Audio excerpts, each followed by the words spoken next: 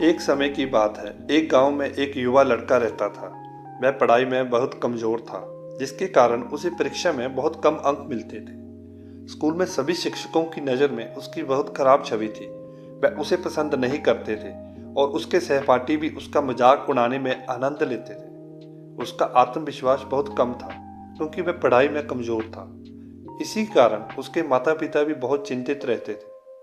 वह खुद भी खराब छात्र की छवि से बहुत परेशान था।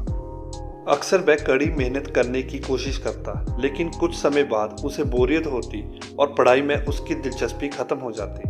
उसका मन बहुत अशांत था, जिससे उसे लंबे समय तक ध्यान केंद्रित करके पढ़ाई करना मुश्किल लगता था। उसे खुद को सुधारने की जरूरत थी, लेकिन उसे समझ नहीं आ रहा था कि कैसे। एक दिन उसके एक दोस्त ने उसे बताया कि गांव के पास कुछ दिनों के लिए एक जैन साधु ठहरे हुए हैं। कहा जाता है कि वे बहुत ज्ञानी हैं। तुम उनसे मिलने जाओ, शायद वे तुम्हारी मदद कर सकें। उसके दोस्त ने सुझाव दिया। अगले दिन वह लड़का जल्दी से उस जगह चला गया जहां साधु ठहरे हुए थे। जब वह वहां पहुंचा तो साधु गहरे ध्यान में थे। लड़का उनके सामने बैठ गया और उनके ध्यान से बाहर आने का इंतजार करने लगा। कुछ समय बाद जब साधु ने अपनी आंखें खोली तो लड़के ने उनके सामने झुककर प्रणाम किया। साधु ने लड़के की ओर दयालु दृष्टि से देखा और उसके आने का कारण पूछा। लड़का रोने लगा और कहा, बाबा, कृपया मेरी मदद कीजिए। मैं पढ़ाई में बहुत कमजोर हूँ। जब शिक्षक कक्षा में कुछ पढ़ाते हैं तो मुझे कुछ भी समझ में नहीं आता। जब मैं घर पढ़ाई करने की कोशिश करता हूँ तो मुझे पढ़ाई करने का मन नहीं करता और थोड़ी देर बाद मैं पढ़ाई छोड़ देता हूँ। इसके कारण मेरे स्कूल में बहुत बुरी छवि बन गई है। मुझे समझ में नहीं आता कि मैं क्या करूं। कृपया मेरी मदद करें। जैन साधु ने उसे सांत्वना दी और कहा, चिंता मत करो मेरे दोस्त। ऐसे कई छात्र हैं जो इस समस्या का सामना कर रहे हैं, लेकिन मुझे खुशी है कि तुम सुधारना चाहते हो। इसलिए आज मैं तुम्हें कुछ सुझाव दूंगा। यदि तुम इनका पालन करोगे तो तुम अपना ध्यान बढ़ा सकते हो और कम समय में अधिक प्रभावी ढंग से पढ़ाई कर सकते हो। लड़का ध्यान से सुनने लगा। जैन साधु ने आगे कहा, खुद को अयोग्य मानना बंद करो। खुद को दूसरों के निर्णयों के आधार पर मत आंकना। हमारा मन अद्भुत रूप से शक्तिशाली होता है। हम वही बनते हैं जो हम सोचते हैं। यदि तुम खुद को अयोग्य मानोगे तो तुम अयोग्य बन जाओगे, और यदि तुम खुद को मूल्यवान मानते हो तो तुम मूल्यवान बन जाओगे। इसलिए हमेशा यह विश्वास करो कि तुम किसी से कम नहीं हो और तुम पूरी तरह से सक्षम हो। दूसरा, ध्यान के माध्यम से अपना ध्यान बढ़ाओ। यदि तुम कम समय में अधिक पढ़ना चाहते हो और जो पढ़ते हो उसे याद रखना चाहते हो तो तुम्हें अपना ध्यान बढ़ाने की आवश्यकता है। ध्यान के दौरान ध्यान बढ़ाने के लिए तुम्हें ध्यान का अभ्यास करना जरूरी है। ध्यान के दौरान अपनी पूरी एकाग्रता अपने सांस पर केंद्रित करो। इससे तुम्हारी एकाग्रता में वृद्धि होगी। इसके अलावा तुम उल्टी गिनती की प्रैक्टिस भी कर सकते हो, जिससे तुम्हारा ध्यान और मजबूत होगा। उदाहरण के लिए, जब तुम सांस अंदर लो तो अपनी सांस को ध्यान से महसूस करो और मन ही मन कोई मंत्र दोहराओ, और जब सांस बाहर छोड़ो तो 50 से उल्टी गिनती शुरू करो। फिर जब तुम सांस अंदर लो और अपनी सांस पर ध्यान केंद्रित करो या मंत्र दोहराओ, और सांस छोड़ते वक्त 49 गिनो। इसी तरह 50 से 1 तक गिनते हुए अभ्यास करो। यह अभ्यास तुम्हारे मानसिक फोकस को बढ़ाएगा। जब तुम्हारा ध्यान बढ़ेगा तो तुम कम समय में अधिक पढ़ाई कर पाओगे। तीसरी बात, खुद को अनुशासित करो। अगर तुम अच्छे से पढ़ाई करना चाहते हो तो तुम्हें खुद को अनुशासन में लाना होगा। अपने पूरे दिन के लिए एक टाइम टेबल बनाओ, जिसमें खाने, सोने, उठने और पढ़ाई करने का समय निश्चित हो।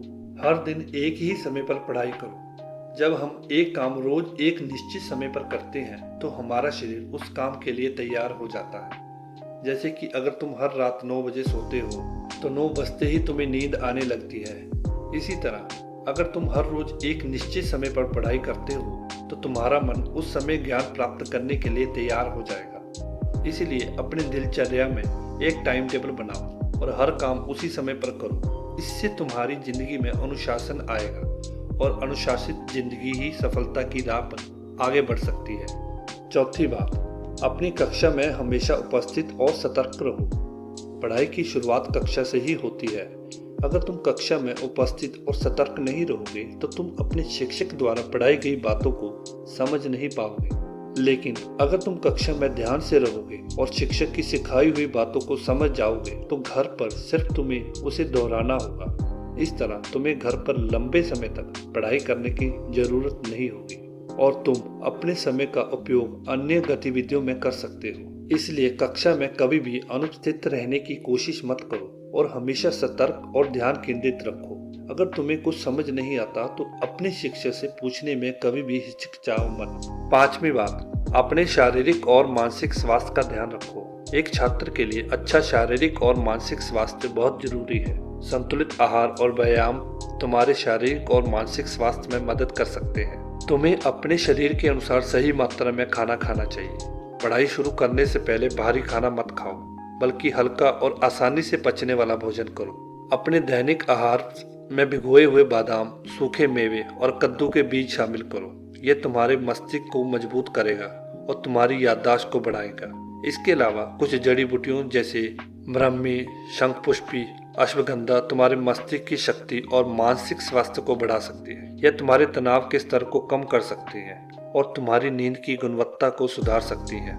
अगर तुम्हें हर रोज अपनी नींद मिलती है तो तुम पूरे दिन सतर्क रहोगे और पढ़ाई में ध्यान केंद्रित कर पाओगे। इसके साथ ही तुम्हें हर दिन कम से कम 30 मिनट व्यायाम करना चाहिए। इससे तुम शारीरिक रूप से स्वस्थ और सक्रिय रहोगे। इसलिए संतुलित आहार, व्यायाम और कुछ मेवे और जड़ी बूटियों को अपने आहार में शामिल करना तुम्हारी शारीरिक और मानसिक स्वास्थ्य को सुधार सकता है।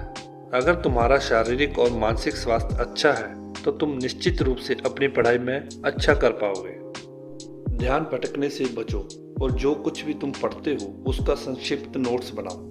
अपनी पढ़ाई को प्रभावी तरीके से करने के लिए सबसे पहले एक अच्छी और शांत जगह ढूंढो जहां तुम ध्यान केंद्रित कर सको। अपने परिवार के सदस्यों को बताओ कि जब तुम पढ़ाई कर रहे हो तो वह तुम्हें स्पेस दें और शांत रहे। इससे तुम्हें अपनी पढ़ाई पर ज़्यादा ध्यान केंद्रित करने में मदद मिलेगी। अपने मोबाइल फ़ोन को साइलेंट मोड पर रखो या नोटिफिकेशन बंद कर दो। बिस्तर पर बैठकर पढ़ाई करने से बचो, क्योंकि बिस्तर का उपयोग ज़्यादातर सोने या आराम करने के लिए किया जाता है। जब हम बिस्तर पर बैठकर पढ़ाई करते हैं तो हमें नींद आने लगती है। इसलिए हमेशा कुर्सी या मेज पर बैठकर पढ़ाई करने की कोशिश करो। अगर तुम लंबे समय तक बैठे रहते हो और थकान महसूस करते हो तो कुछ मिनटों के लिए छोटा सा ब्रेक लो। उस ब्रेक के दौरान तुम कोई गाना सुन सकते हो, छोटी सी सैर कर सकते हो, ध्यान कर सकते हो या हल्का नाश्ता कर सकते हो या कोई और गतिविधि कर सकते हो जो तुम्हें तरोताजा महसूस करवाए। ब्रेक लेने के बाद जब तुम फिर से पढ़ाई शुरू करोगे तो तुम देखोगे कि जो कुछ भी तुम पढ़ रहे हो वह आसानी से समझ में आ रहा है। पढ़ाई करते समय ध्यान केंद्रित करने से जो कुछ भी हम पढ़ते हैं उसे लंबे समय तक याद रखने में मदद मिलती है।